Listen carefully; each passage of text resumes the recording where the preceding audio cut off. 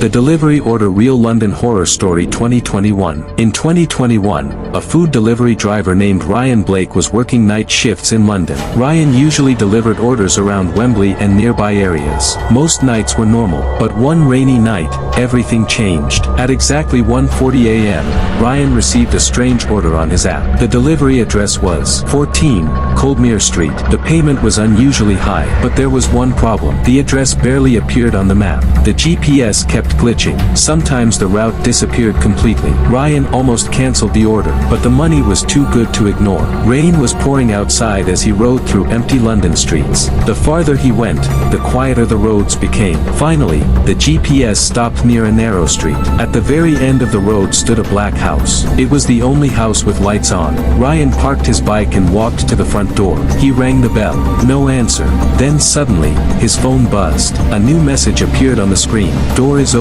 Come inside. Ryan felt uncomfortable. Customers normally never sent messages like that, but he assumed it was probably an old man who couldn't walk properly. So he slowly pushed the door open. The house was already unlocked. Inside, everything was dark. Only one light was visible upstairs. Ryan stepped inside carefully. Delivery, he called out. No response. Then, he heard footsteps above him. Heavy footsteps, like someone wearing boots. Ryan decided to leave the food near the entrance and get out, but another notification appeared. Bring it upstairs. Ryan stared at the message for a few seconds. Something felt wrong, but the order was already paid online, so he slowly climbed the stairs. Each wooden step creaked beneath his feet. At the top of the hallway, there were 3 doors. Only the last room had light coming from underneath it. As Ryan walked closer, he heard someone crying inside. A woman. Soft, painful crying. Ryan knocked on the door.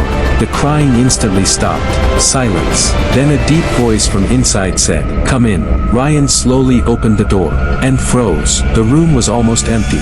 There was only one old chair in the center. A man was sitting on it wearing a black suit. His face was hidden in darkness. But that wasn't the worst part. On the table beside him was the exact same food Ryan was delivering. Same bags, same drinks, same order. Ryan's stomach dropped. "Sir, your order," he whispered nervously. The man slowly smiled, then said, "You're late." Suddenly the room became freezing cold. Ryan noticed dozens of photographs hanging on the walls. Every photo showed delivery drivers. Some photos looked old, some looked recent. Then Ryan saw one picture that made his blood run cold. It was him.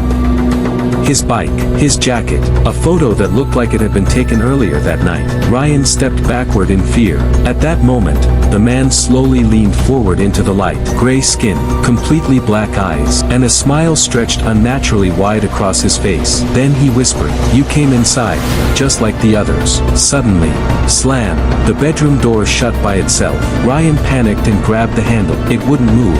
Then he heard a whisper behind him. "Look under the chair." Ryan slowly looked down. Underneath the chair were dozens of broken mobile phones. Some screens were still glowing. One phone showed a missing person report. Ryan's hands started shaking. The missing person in the photo was him. Behind him, the chair creaked loudly. The man was standing up. Ryan didn't look back. He kicked the door open and ran. As he sprinted down the stairs, he heard heavy footsteps chasing him. Closer every second. Ryan burst out of the house, jumped onto his bike, and sped away without looking back. The next morning, he returned with the police. But when they reached the location, there was nothing there. No black house, no lights, no Coldmere Street, only an empty abandoned lot. Police believed Ryan was lying, but after that night, Ryan permanently quit his delivery job, and according to one of his friends, Ryan still receives the same notification on his phone sometimes. New order, 14, Coldmere Street, and under the delivery instructions, there is only one sentence: "Come inside."